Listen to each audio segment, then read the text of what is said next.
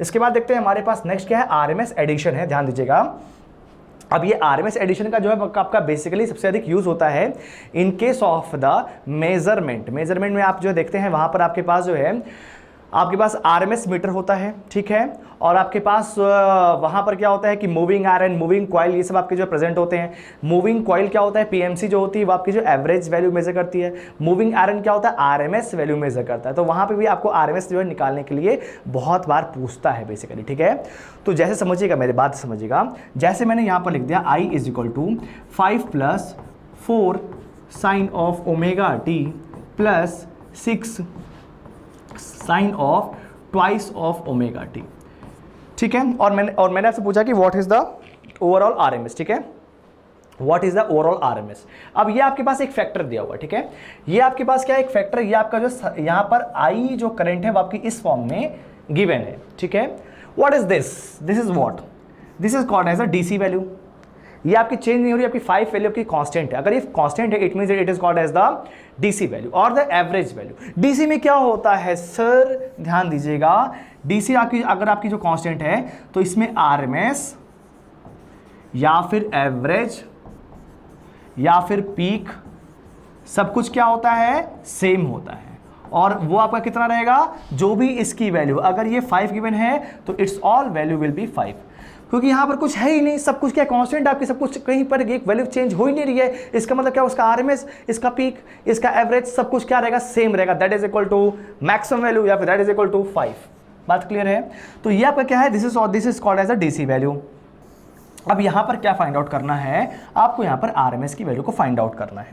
तो आरएमएस का जो फॉर्मूला होता है वो क्या होता है, आरएमएस इज इक्वल टू, बहुत ध्यान समझिएगा, अंडर रूट ऑफ आरएमएस 1 का स्क्वायर, आरएमएस 1 का स्क्वायर प्लस आरएमएस 2 का स्क्वायर प्लस आरएमएस 3 का square plus dash dash dash, ठीक है। इस चीज को आप आगे जो कंटिन्यू कर सकते हैं, ठीक है। अब ध्यान समझिएगा, फर्स्ट आपका ये हो गया, इसका आरएमएस आपको पता है कितना हो गया, 5 हो गया। डीसी में क्या होता है, आरएमएस एवरेज पीक सब क्या होता है, सेम होता है। इसका मतलब क्या हो गया कि मैं यहां पर बोल सकता हूं I of RMS will be equal to under root of RMS 1 कितना हो गया, 5 हो गया, तो 5 का यहां पर स्क्वायर कर देंगे, ठीक है। व्हाट इज द आरएमएस 2, इसका आरएमएस कितना होगा, VM sine of omega t या फिर IM sine of omega t का आरएमएस कितना होता है, IM divide by root 2, IM divide by root 2। इसका मतलब क्या हो जाएगा, इसका जो आरएमएस होगा वो कितना हो जाएगा, ध्यान समझिएगा, 4। This is called as the maximum value, 4 divide by under root 2 का होल स्क्वायर प्लस इसका क्या होगा, 6 डिवाइड बाई अंडर रूट 2 का होल स्क्वायर, ठीक है। अब ये वैल्यूज को आप और भी वो ऐड कर सकते हैं और यहाँ पे और भी अगर टर्म्स होते तो, ठीक है, नहीं है तो कोई दिक्कत नहीं है, ठीक है। अब देखिएगा, इसको मैं यहाँ पर जो फाइनली इसका जो आरएमएस की वैल्यू को इजीली निकाल सकता हूँ। That will be equal to under root of 25 plus कितना हो जाएगा, अंडर रूट ऑफ 25 प्लस कितना हो जाएगा, यहाँ पर जो है आपका 4 4 16 डिवाइड बाई 2 8, और इसमें कितना हो जाएगा, 6 36 डिवाइड बाई 2 18। तो यहाँ से आप जो फाइनली आई आरएमएस की वैल्यू को फाइंड आउट कर सकते हैं, ठीक है। तो आरएमएस ये एडिशन आपका एक कंसेप्ट है और इसको भी आपको जो दिमाग में रखना पड़ेगा, क्योंकि बहुत बार क्वेश्चंस में क्या होता है कि आपको आरएमएस की वैल्यू को ऐड करना पड़ता है, तो आप ऐसे ही ऐड करते हैं, इस बात को ध्यान दीजिएगा, ठीक है। बात क्लियर है। नेक्स्ट देखता हूं मैं, नेक्स्ट हमारे पास क्या, फेजर्स रिप्रेजेंटेशन है, ठीक है ना, फेजर रिप्रेजेंटेशन। अब यहाँ पर जो है एसी क्वांटिटीज के अंदर हम लोग जो है घुसना स्टार्ट कर दिए, ठीक है। अब देखिएगा, जैसे ये हमारे पास एक सर्कल है, ठीक है ना, इसमें क्या है, जो आपकी करंट है वो ओमेगा वेलोसिटी से, that is called as the angular velocity से रोटेट कर रहा है। अब ये एंगुलर वेलोसिटी से रोटेट कर रहा है, जैसे कि आप यहां पर समझिएगा, यहां पर जो आईएम है, आपकी जो करंट है वो आपकी मूव कर रही है, जो करंट है वो आपकी मूव कर रही है, कहां से कहां तक, 0 डिग्री से स्टार्ट हो रही है 180 और फिर वापस जो है 360। 360 degree is also called as the 0 degree. तो करंट आपकी जिस पोजीशन से स्टार्ट हो रही है वहीं पर वापस आ रही है, तो इसका मतलब क्या होगी, ये आपका एक सर्कल जो है ड्रॉ कर रही है, ये आपका एक सर्कल ड्रॉ कर रही है, जहां से स्टार्ट हुई है घूम करके वहीं पर आ रही है। 0 से स्टार्ट हुई 180 270 360 360 नीचे आएगा, ठीक है, 360 आपका जो घूम करके वापस जब ऊपर पहुंच जाएगी, ठीक है। तो टोटल एंगल कितना कवर्ड हो गया, 360 एंगल जो कवर्ड हो गया। 360 का मतलब क्या, बेसिकली एक आपकी जो टोटल साइकिल कंप्लीट हो गई। तो इसी को मैंने इस तरह से रिप्रेजेंट कर दिया है। अब देखिएगा यहीं से आपको जो फेजर का कंसेप्ट स्टार्ट होता है, बहुत इंपॉर्टेंट, ध्यान समझिएगा। अब देखिए आप यहां से स्टार्ट हुए और यहां से यहां तक पहुंचे, आपने यहां से स्टार्ट किया और यहां से यहां तक पहुंचा, तो बेसिकली आपने कुछ एंगल ट्रेवल किया होगा। हो सकता है कि आप जो 30 डिग्री, 40 डिग्री, 20 डिग्री, कोई भी एंगल आप जो ट्रेवल कर सकते हैं। जितना एंगल आप यहां से यहां तक ट्रेवल किए, बेसिकली अगर मैंने इसको रेफरेंस मान लिया, अगर मैंने इसको जो रेफरेंस मान लिया, तो आप अब उतना एंगल ऊपर पहुंच गए होंगे। This is called as the theta. बात क्लियर है? अगर ये आपका रेफरेंस है, मतलब आपने स्टार्ट इस वाले लाइन से किया है, तो अब आप यहां पर पहुंचे, तो बेसिकली आपने इतना एंगल ट्रेवल किया है, इतना एंगल ट्रेवल किया है, वही आपका जो यहां से यहां भी आप जो ट्रेवल किए होंगे। बात क्लियर है? और इसी को हम लोग क्या बोलते हैं? This is called as the phase angle. This is called as the phase angle. अब यही आपका जो कंसेप्ट स्टार्ट होता है पूरे एसी फंडामेंटल्स में, या फिर साइनोसॉइडल एसी एनालिसिस में, हर चीज आपकी स्टार्ट होती है फेजर से ही, ठीक है ना? ये बात क्लियर है? तो धीरे धीरे हम लोग आगे जो बढ़ते रहेंगे और चीज़ों को और ज़्यादा डेप्थ में क्लियर करते रहेंगे, ठीक है? तो आई hope it is very much, बहुत ही सिंपल बातें हैं, मज़ा भी आ रहा होगा। तो ये आपका इसको हम लोग जो फेज एंगल बोलते हैं। बच्चों को यही नहीं पता था फेज एंगल बेसिकली होता क्या। फेज एंगल भाई यहाँ से आता है, इस बात को समझो, ठीक है? अगर जैसे मान लीजिए सपोज कि आप इस वाले पॉइंट पे पहुंच गए, तो इस पे आपने देखा कि यहाँ पर आप जो है लगभग या एग्जैक्टली इक्वल टू 90 डिग्री आप जो है ट्रेवल कर चुके हैं। तो इसका मतलब क्या, अगर मैं इसका रिप्रेजेंटेशन पूछूंगा, तो आपने यहां से स्टार्ट किया था, 90 डिग्री आप पहुंच गए हैं, तो ये कितना हो जाएगा sir? This will be equal to 90 degree. दिक्कत किसी को नहीं है? तो आप जहां से स्टार्ट कर रहे हैं वहां से कितना एंगल मूव कर रहे हैं, यही आपका क्या बताता है? फेजर बताता है। और यही चीज हमारी यहां पर इस चीज से भी समझ में हमको आ रही होगी। This is called as the phasor representation, ठीक है? क्लियर है? अब देखिएगा, तो यहां पर हम लोग जो देखते हैं कि हमारे पास फेज डिफरेंस बेसिकली क्या होता है, यहां से हमारी वो जो कंसेप्ट है वहां पे क्लियर हो जाएगी। बहुत ध्यान समझिएगा, बहुत ही सिंपल कंसेप्ट है, ठीक है? अब देखिए यहां पर हमारे पास क्या, दो करंट्स हैं। This current is called as the I1 and this current is called as the I2, ठीक है? I1 को मैं यहां पर लिख रहा हूं, ध्यान दीजिएगा। I1 will be equal to IM1 into sine of omega t. अभी मैं यहां पर जो है फेज एंगल का डिफरेंस जो है उसको मैं यहां पर मेंशन नहीं कर रहा हूं, ध्यान दीजिएगा। नेक्स्ट क्या है, I2 इज इक्वल टू क्या हो गया, IM2 into sine of omega T. दोनों यहां पर क्या है, साइनोसाइडल वेवफॉर्म से आप देख सकते हैं, ठीक है? I1 की जो मैक्सिमम वैल्यू है that is called as the IM1 and what is the maximum value of I2 that is called as the IM2, ठीक है? तो I1 की जो आपकी वेवफॉर्म है आपकी यहां से ऐसे चल रही है, और I2 की जो आपकी वेवफॉर्म है आपकी ऐसे चल रही है। जो I1 है उसका जो मैक्सिमम है that is called as the IM1 and I2 का जो मैक्सिमम है that is called as the IM2, ठीक है? बात क्लियर है? अब आप मुझको ये बताइए कि ये दोनों के ग्राफ में डिफरेंस क्या है। डिफरेंस ये है सर कि दोनों एक जगह से स्टार्ट नहीं हुए, ठीक है? अच्छा, अगर मैं पूछता हूं कि where is the point of the zero in case of the I1, ठीक है? तो I1 का जीरो आपका यहां पर है, ठीक है? और यहां पर I2 का जो आपका जीरो है वो यहां पर है, ठीक है? तो आप मुझको ये बताइए I1 और I2 में जीरो किसका पहले है और किसका बाद में है। तो I1 का जीरो आपका जो पहले है और I2 का जो आपका जीरो है आपका बाद में है। तो जीरो जिसका पहले है वो आपका लीड करेगा, और जिसका जीरो बाद में आया है वो आपका लैग करेगा। बात क्लियर है? यहां से आपको लीडिंग और लैगिंग का मतलब भी समझ में आ जाएगा। ध्यान समझिएगा, जैसे अगर मान लीजिए मैं इस वाले पॉइंट से स्टार्ट करता हूं, दो बच्चे लोग रेस कर रहे हैं, ठीक है? इस वाले पॉइंट से यहां पे मैंने किसी पॉइंट पे स्टार्ट कर दिया, ठीक है? यहां पर मान लीजिए कहीं पे स्टार्ट किया, ठीक है? दो बच्चे लोग जो है दौड़ना स्टार्ट किए। तो ये जो बच्चा है ये पहले जो है पाई पर पहुंच जाएगा, और ये बच्चा जो है बाद में पाई पर पहुंचेगा। तो कौन पहले पहुंचा? I1 पहले पहुंचा। अगर I1 पहले पहुंचा इसका मतलब क्या है, I1 आपका जो लीड कर रहा है, और जो बाद में पहुंचा that is called as the I2 that will be lagging in nature. Lead का मतलब क्या होता है, आगे जाना। लैग का मतलब क्या होता है, पीछे होना। लैग का मतलब क्या था, पीछे होना। जो आपका जो है पीछे छूट गया उसको हम लोग क्या बोलते हैं, लैग हो गया, ठीक है? लैग कर रहा है, ठीक है? बात क्लियर है? तो इसका मतलब क्या है, I1 आपका जो लीड कर रहा है और I2 आपका जो लैग कर रहा है।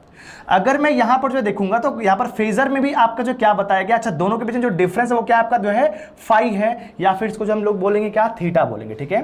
This is called as a theta. ये आपका क्या है, थीटा एंगल है, ठीक है? बात क्लियर है?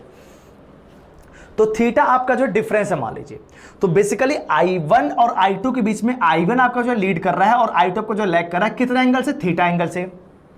बात क्लियर है? थीटा एंगल से I1 आपको जो है लीड कर रहा है और I2 आपको जो थीटा एंगल से लैग कर रहा है, ठीक है। इसीलिए मैंने जो फ्रेजर रिप्रेजेंटेशन को इस तरह से जो दिखाया है और बहुत ही सिंपल है, इजीली आपको जो दिमाग में समझ में आएगा। यहां से आपको जो फेज डिफरेंस वाली बातें जो क्लियर हो जाएंगी, जो पहले पहुंचा वो लीड कर रहा है, जो बाद में पहुंचा वो लैग कर रहा है, बस इतना ही डिफरेंस है। तो यहां पर भी हम जो देख सकते हैं, अगर ये रेफरेंस है तो I1 क्या कर रहा है, I1 जो थीटा एंगल से लीड कर रहा है, किससे? I2 से। बात क्लियर है? सही है। अच्छा, इसका मतलब क्या, अगर मैं यहां पर रिप्रेजेंटेशन करूंगा तो I1 तो आपका जो है लीड कर रहा है I2 से, कितने से? थीटा एंगल से लीड कर रहा है, ठीक है। तो sine of omega t plus theta हो जाएगा, ठीक है। थीटा एंगल से लीड कर रहा है। I2 आपका रेफरेंस था और I1 आपका जो है लीड कर रहा था, ठीक है। I1 आपका जो है लीड कर रहा था, ये आपका I2 है, कितने एंगल से? थीटा एंगल से। तो मैंने यहाँ पर जो है इसमें जो थीटा एंगल को ऐड कर दिया, ऐड कर देंगे तो वो आपका क्या हो जाएगा, लीडिंग नेचर का हो जाएगा और I2 आपको जो लैगिंग नेचर का हो जाएगा। बहुत ही सिंपल है, यही आपको जो रेफरेंस लेकर के चलना है, आगे भी इसका जो पूरा पूरा यूज होगा। And I hope it is very much clear to you, ठीक है ना। अब देखिएगा नेक्स्ट हमारे पास क्या है, addition of the alternating quantities. Alternating quantities को हम लोग यहाँ पर जो कैसे ऐड करते हैं, तो ये भी यहाँ पर जो क्लियर हो जाएगा। जैसे अभी मैंने आपको क्या बता दिया कि दोनों के बीच में क्या है, एंगल का जो डिफरेंस आ रहा है वो that is called as a theta. I1 या फिर IM1 और IM2 के बीच में जो आपका एंगल का डिफरेंस है that is called as a theta. अभी जस्ट इसके पहले बताया था, ठीक है। तो मैंने यहाँ पर जो फेजर को रिप्रेजेंट कर दिया, ठीक है। ये आपका फर्स्ट फेजर है और ये आपका जो सेकंड फेजर है। दोनों के बीच में जो एंगल है that is called as a theta. अब देखिएगा यहां पर क्या आपके पास AC क्वांटिटीज हैं। यहां पर देखिएगा आपकी जो करंट फ्लो हो रही है वो आपकी किसी ब्रांच में फ्लो हो रही है, that is called as the I1। और I1 आपकी जो दो पार्ट में ब्रेक हो रही है, I1 और I2 के फॉर्म में ब्रेक हो रही है। I1 जो है that is equal to IM sine of omega t, और IM2 जो है वो आपका जो लीड कर रहा है। In this case you can easily get it, ठीक है। तो I2 is equal to IM2 sine of omega t plus theta है। यहां पर जो आपको ग्राफ दिख रहा होगा इसमें आपका जो है I1 आपका जो है लैग कर रहा है and I2 is in the leading mode. Clear है? ग्राफ को देखते समझ में रहा है। अभी बस आप इस लाइन को और इस लाइन को समझिएगा, बस बाकी सबको छोड़ दीजिए, अभी और कुछ भी आप जो दिमाग में मत रखिएगा। ये चीज को आप यहां से भी समझेंगे, I is equal to I1 plus I2 की मैंने, ठीक है। जो I1 है उसको मैंने इस तरह से रिप्रेजेंट कर दिया और I2 को मैंने इस तरह से रिप्रेजेंट कर दिया, किसी को दिक्कत नहीं होनी चाहिए, ठीक है। अब क्या है भाई, मुझको जो है यहां पर ओवरऑल करंट चाहिए। मतलब क्या है, मुझको यहां पर जो है दोनों को ऐड करना है, I1 और I2 को मुझे यहाँ पर जो बेसिकली ऐड करना। अब यहाँ पर इसको ऐड कैसे करते हैं, अब इसको ऐड जो है जैसे हम लोग जो है कर रहे हैं, इसको हम लोग जो है बेसिकली क्या बोलते हैं, पैरेललोग्राम लॉ बोलते हैं। क्या बोलते हैं यहाँ पर, ये इसको क्या बोलते हैं, पैरेललो, ठीक है, लॉ ऑफ एडिशन, ठीक है। सिंपल सा थ्योरम है, कोई दिक्कत नहीं है, ठीक है।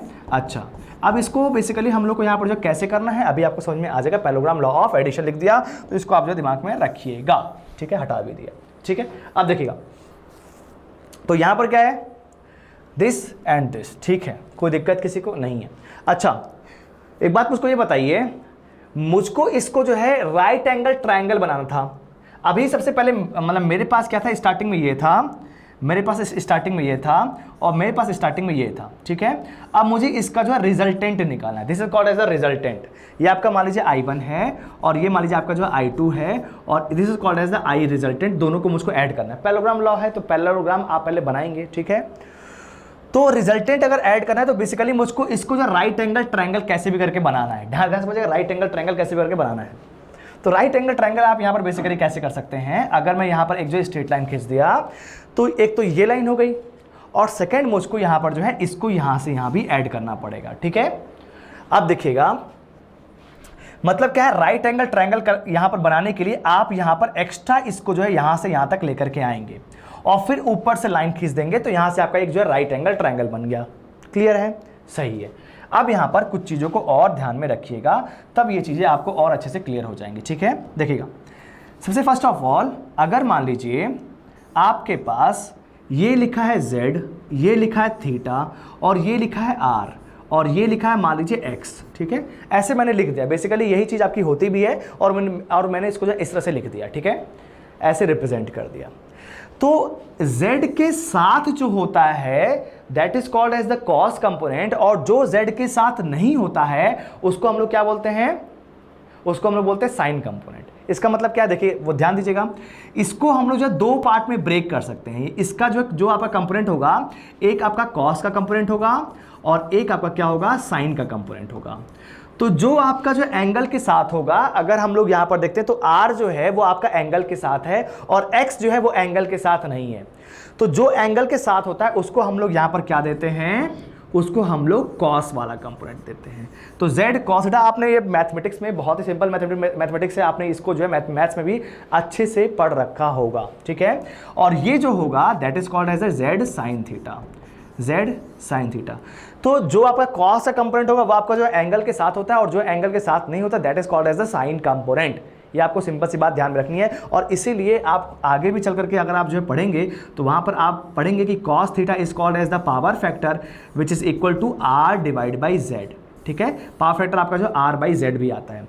और यहाँ पर जो आपका आता है sine theta is equal to क्या आएगा, sine theta will be equal to आपको यहाँ पर क्या मिल जाएगा, x डिवाइड बाई z, ठीक है। तो ठीक है, तो ये सब चीज़ें भी आगे आगे आपकी जो है आने वाली है। तो ठीक है, यहाँ पर हम लोग जो है बेसिक चीज़ों के बारे में बात कर रहे हैं। तो अभी मैंने आपको जो बताया यही कंसेप्ट मैं यहाँ पर भी यूज़ करने वाला हूँ, ध्यान दीजिएगा इस चीज़ को, ठीक है। तो जो एंगल के साथ होगा वो हमेशा जो है कॉस होगा और जो एंगल के साथ नहीं होगा that will be always sine, ठीक है। बात क्लियर है, कोई दिक्कत ही नहीं होने वाली है। अब देखिएगा, ये आपका जो है IMR हो गया, ठीक है।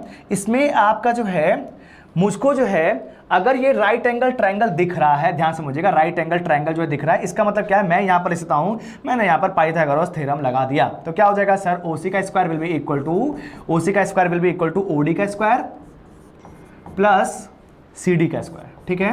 बात क्लियर है, यस सर, बिल्कुल क्लियर है। अच्छा, OC का square will be equal to OC का स्क्वायर लिख दिया, OD can be written as OA plus AD, ठीक है। तो क्या हो गया, OA प्लस AD का होल स्क्वायर प्लस CD का स्क्वायर, ठीक है। बात क्लियर है, दिक्कत है, नहीं दिक्कत है सर, सिंपल है, हाँ बहुत सिंपल है, ठीक है। अच्छा, OC आपका क्या है, that is equal to IMR, तो IMR का square will be equal to OA क्या है, ध्यान समझिएगा, OA आपका यहां पर जो है क्या आएगा, OA will be equal to कितना हो जाएगा, IM1 दिया है, IM1 is called as the OA, तो यहां पर मैंने जो है IM1 लिख दिया, ठीक है ना। अच्छा, क्लियर है ये चीज, हाँ ठीक है। अच्छा, यहाँ पर AD क्या होगा, ध्यान समझिएगा, ठीक है फ्रेंड्स। तो यहाँ पर क्या हो जाएगा आपका AD कितना हो जाएगा, ध्यान समझिएगा, AD is very very important. AD क्या होगा, बहुत अच्छे से देखिएगा इस चीज को, ठीक है। अब देखिए, ये आपका IM2 है, ठीक है। IM2 का आपका जो दो कंपोनेंट होगा, एक साइन वाला और एक कॉस वाला। कॉस वाला आपका इधर आएगा और साइन वाला आपका जो स्ट्रेट लाइन में जाएगा। तो अगर मैं स्ट्रेट लाइन वाली बात करूं तो जो स्ट्रेट लाइन का जो कंपोनेंट होगा IM2 into sine theta will be equal to CD, straight line CD, straight line CD। बात क्लियर है, ठीक है। और IM2 इंटू कॉस वाला जो कंपोनेंट होगा वो आपका हॉरिजॉन्टल में आएगा और वो डिस्टेंस इसके बराबर होगा, ये IM2 इंटू कॉस थीटा, ठीक है। अब आपके दिमाग में ये आएगा कि सर यहाँ पर IM2 का जो आपका डिस्टेंस वो आपका ज़्यादा है और AD का डिस्टेंस आपका जो कम है, तो भैया cos थीटा से मल्टीप्लाई कर रहे हो और cos की वैल्यू मैक्सिमम 1 होती है, 1 से बाकी जो कम ही आएगी। और थीटा यहाँ पर 60 के आसपास जो दिख रहा होगा, तो 60 से अगर आप जो cos थीटा की मल्टीप्लाई कर रहे हैं तो आपके जो 1 से कम आएगा, जब भाई मल्टीप्लाई करोगे तो मैग्नीट्यूड क्या होगा, डिक्रीज कर जाएगा। बात क्लियर है। तो ये जो आपका डिस्टेंस मिलेगा that is called as the IM2 into cos theta. तो मैंने यहाँ पर इसको जो है पुट कर दिया, कितना होगा, IM2 into cos of theta, इसका whole square. What is the value of the CD, sir CD will be always equal to IM2 sine theta, दो कंपोनेंट एक इधर और एक इधर, ठीक है। तो IM2 साइन थीटा, तो इसको मैंने लिख दिया IM2 इंटू साइन थीटा का होल स्क्वायर, ठीक है। किसी को दिक्कत बिल्कुल नहीं होनी चाहिए, ठीक है। अब देखिएगा यहाँ पर क्या हो गया, इसको मैं हटा दिया, ठीक है, और इसको भी मैंने हटा दिया, ठीक है। अब देखिएगा, इसको मैं लिख सकता हूँ, ध्यान दीजिएगा, ये क्या हो जाएगा, IMR का square will be equal to कितना हो जाएगा, अगर मैं इसको यहाँ पर ब्रैकेट को ओपन करूँगा तो कितना हो जाएगा, IM1 का स्क्वायर प्लस IM2 का square into cos square theta, A square plus B square plus 2AB, 2 into IM1 into IM2 into cos of theta plus क्या हो जाएगा, प्लस IM2 का square into sine square theta, दोनों को मैंने add कर दिया। अब यहाँ पर देख सकते हैं कि IM2 का स्क्वायर यहाँ पर भी क्या आया, Im2 आया, ठीक है। Im2 का square into sine square theta, Im2 का square into cos square theta, Im2 square आप कॉमन कर लीजिए, ब्रैकेट में कितना जगह sine square theta plus cos square theta, that will be equal to 1, ठीक है। हाँ सर बिल्कुल क्लियर है। तो यहाँ पर लिखता हूँ मैं IMR का square that will be equal to IM1 का स्क्वायर, ठीक है, प्लस यहाँ पर क्या आ जाएगा, Im2 का स्क्वायर, Im2 का स्क्वायर, ब्रैकेट में कितना होगा, sine square theta plus cos square theta, that will be equal to 1 plus 2 into Im1 into Im2, Im1 into Im2 into cos of theta, into cos of theta, ठीक है। तो ये मेरा जो है फाइनली आ गया कि what is the resultant, what is the resultant, ठीक है। This is called as the resultant current, IMR। IMR का मतलब क्या होता है, रिजल्टेंट करंट मुझको मिल गया। बहुत ध्यान समझिएगा, यहाँ पर क्या होगा, IMR will be equal to under root of Im1 का स्क्वायर प्लस Im2 का square plus 2 into Im1 into Im2 into cos of theta, ठीक है। पावर सिस्टम में 2-3 बार इस पे जो क्वेश्चंस आ चुके हैं कि वहां पर आपके जो है I1 और I2 जो है वहां पर दिया था फेजर रिप्रेजेंटेशन में, तो वहां से आपको जो यही वाला फॉर्मूला यूज करना था। तो आपको जो ध्यान समझिएगा कि यहाँ पर जब भी आपको रिजल्टेंट निकालना हो दो क्वांटिटीज में और वो आपका जो है किसी भी एंगल थीटा से डिस्प्लेस हो तो that will be called as the phase angle, और वो आपका जो है उसका जो रिजल्टेंट आएगा वो क्या हो जाएगा, अंडर रूट ऑफ फर्स्ट का स्क्वायर प्लस सेकंड का square plus 2 into first into second into cos of angle between first and second, ठीक है। ये आपका क्या आ जाएगा, this is called as the resultant, ठीक है। बहुत ही क्लियर है। अच्छा, नेक्स्ट यहां पर मुझको फाइंड आउट करना what is the angle phi, ठीक है। फाई एंगल जो है मुझको यहां पर मेजर करना, मतलब क्या है कि ये एंगल आपका वो एंगल जिससे आपका जो मैक्सिमम वैल्यू जो है वो आपकी रेफरेंस से लीड कर रही है। Im1 is called as the reference और IMR is called as the resultant. तो रिजल्टेंट आपके जो है या फिर मैक्सिमम जो है रिजल्टेंट जो है वो आपका जो है रेफरेंस से कितना लीड कर रही है, that is called as the angle of phi. तो इसका मतलब क्या है, अगर मैं यहां पर जो है tan फाई के बारे में बात करूं तो यहां पर tan फाई क्या होता है, यहां पर tan phi will be equal to altitude upon base, altitude upon base. Altitude क्या है आपका जो है CD है सर, बहुत अच्छी बात है। और what is the base, OD है सर, बहुत अच्छी बात है। CD इज व्हाट, CD हम लोग ने यहाँ पर निकाला था Im2 into sine of theta, तो Im2 into sine of theta divide by, अगर मुझको यहाँ पर जो है OD निकालना तो फिर क्या हो जाएगा सर, यहाँ पर Im1 plus Im2 into cos of theta, ठीक है। तो इससे आप जो है यहाँ पर जो tan फाई निकाल सकते हैं या फिर फाई निकाल सकते हैं, that will be equal to tan inverse of ये हो जाएगा, ठीक है। बात क्लियर है। तो यहाँ से आपने जो है फेज एंगल को भी निकाल दिया कि आपका रिजल्टेंट जो है आपका जो है रेफरेंस से कितना जो लीड करा। I hope it is very much clear to you. तो ये आपको फेजर रिप्रेजेंटेशन काफ़ी हद तक जो है क्लियर हो गया होगा कि रिप्रेजेंट कैसे करना है और हमको यहाँ पर जो एडिशन कैसे करना है, ठीक है। इसके बाद देखते हैं हमारे पास यहाँ पर एक जो क्वेश्चन है, ठीक है। फिर हम लोग यहाँ पर देखते हैं हमारा क्वेश्चन नंबर 70 है। यहाँ पर क्या है, बहुत ही बेसिक क्वेश्चन है, ये लिया ही इसीलिए क्योंकि आपका बेसिक क्वेश्चन है, थोड़ा सा क्लियर होगा। देखिए क्या लिखा है, a sinusoidal alternating current of frequency 60 hertz has a maximum value of the 15 ampere. Frequency कितनी गिवन है, frequency is equal to 60 hertz given है, ठीक है। फ्रीक्वेंसी यहाँ पर कितनी गिवन है, 60 हर्ट्ज गिवन है सर, बहुत अच्छी बात है। यहाँ पर मैक्सिमम वैल्यू कितनी गिवन है, करंट की value maximum I max is equal to given है 15 एम्पियर। बहुत ही सिंपल है, कोई दिक्कत नहीं है। आगे क्या लिखा है, write down the equation for the instantaneous value, ठीक है। Write down the equation for the instantaneous value. We know the equation is equal to I is equal to Im into sin of omega t.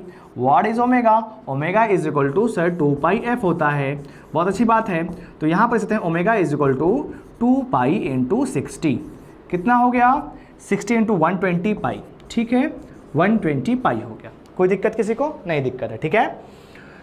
तो ठीक है, तो यहाँ से equation लिख सकते हैं हम लोग I is equal to, first यहाँ पर क्या हो गया, I is equal to Im, I is equal to Im is what 15 into sine of omega t. Omega is equal to कितना हो गया 120 पाई इंटू टी। कोई दिक्कत किसी को नहीं, ठीक है। नेक्स्ट देखिएगा, नेक्स्ट हम लोग को यहाँ पर क्या निकालना है, find the value of the current after 1/200 second. Current आपको पूछा है कि अगर आपका जो है यहाँ पर टाइम 1/200 सेकेंड आपका बीत जाए तो उस वाले पॉइंट पे कितना यहाँ पर जो आपकी जो है करंट आएगी। तो I इज इक्वल टू मुझको पता है, फॉर्मूला तो मुझे पता ही है, तो यहीं पे मैं जो लिख दूंगा यहाँ पर कितना हो गया साइन ऑफ 120 पाई, और टाइम यहाँ पर कितना दिया 1/200, तो 1/200 आ गया। ठीक है, किसी को दिक्कत नहीं है। तो यहाँ पर कितना हो गया I is equal to 15 sine of कितना हो जाएगा 120 पाई डिवाइड बाई 200। ठीक है, क्लियर है। तो यहाँ पर जो भी फैक्टर आएगा वो आपका जो पाई इंटू कुछ आएगा, मतलब कुछ एंगल में आएगा, तो एंगल वाला आप यहाँ पर टर्म जो पुट कर देंगे, तो साइन ऑफ उतना एंगल इंटू 15 से आप जो है मल्टीप्लाई कर देंगे। ठीक है, तो मल्टीप्लाई करेंगे तो यहाँ पर जो कितना हो जाएगा, मल्टीप्लाई करने के बाद आपका जो कितना हो जाएगा, ध्यान दीजिएगा, इसको मिटाई देता हूँ मैं। ठीक है, फिर से लिख दूंगा। ठीक है, देखिएगा, तो यहाँ पे कितना जाएगा 15 साइन ऑफ 120 डिवाइड बाई 200 पाई। ठीक है, तो वहाँ पर आप वैल्यूज को देख रख करके इजली जो निकाल सकते हैं कि व्हाट इज द करंट। ठीक है, करंट आपको जो कितनी मिलेगी 14.27 एम्पीयर मिल रहा है। तो ठीक है, तो I इज इक्वल टू कितना सेकंड वाले में कितना हो जाएगा 14.27 एम्पियर। ठीक है, बात क्लियर है। थर्ड यहाँ पर क्या लिखा है कि find the time taken to reach the 10 ampere for the first time. ये देखिएगा 10 ampere for the first time is very important. ध्यान दीजिएगा, करंट यहाँ से यहाँ पे फ्लो हो रही है। ठीक है, मैक्सिमम जो अभी करंट है that is equal to 15 ampere. मतलब क्या 10 एम्पियर कहीं यहाँ पर आया होगा, 10 एम्पियर कहीं यहां पर आया होगा, और वही आगे भी आएगा और वही आगे भी आता रहेगा। बात क्लियर है। तो 10 एम्पियर फर्स्ट टाइम पूछा, मतलब ये वाला आपको जो टाइम पूछा कि इतना कितना टाइम लगेगा उसको जो 10 एम्पियर पहुंचने में फर्स्ट टाइम। ठीक है, क्लियर है। तो देखिएगा, मैं इसको जो लिख सकता हूं, ध्यान दीजिएगा कि करंट यहां पर कितनी पहुंची है 10 एम्पियर पहुंची है, तो थर्ड वाला केस है, तो 10 एम्पियर तो मुझको पहुंचाना ही है। ठीक है, 15 sine of omega t 120 pi into t, मुझको यहां पर क्या निकालना है, टी निकालना है। तो 10/15 साइन इनवर्स कर देंगे और 1/20 पाई से मल्टीप्लाई 1/120 पाई से डिवाइड कर देंगे। ठीक है, तो वहां से आपको जो है टी डायरेक्टली मिल जाएगा, that will be equal to t is equal to आपको मिल रहा है 0.0019। ठीक है, t is equal to 0.001936 second. ठीक है, 36 सेकेंड्स। तो बहुत ही सिंपल क्वेश्चन था सर, कोई दिक्कत ही नहीं है। लास्ट में क्या पूछा, फाइंड इट्स एवरेज वैल्यू। तो एवरेज वैल्यू किसी भी साइनोसॉइडल की निकाले, तो मैंने आपको कैसे बताया है 2 into IM divide by pi. What is the IM, तो IM को पता है that is equal to 15 ampere is given, 15 divide by pi sir. तो यहाँ से आपको जो एवरेज वैल्यू मिल जाएगी, that will be equal to 9.55 ampere. आप इसको जो सॉल्व कर लेंगे। ठीक है, तो 9.55 एम्पियर। एनी डाउट, कोई डाउट नहीं सर, बहुत ही सिंपल था। I hope it is very much clear to. इसके बाद चलते हैं नेक्स्ट क्वेश्चन पे।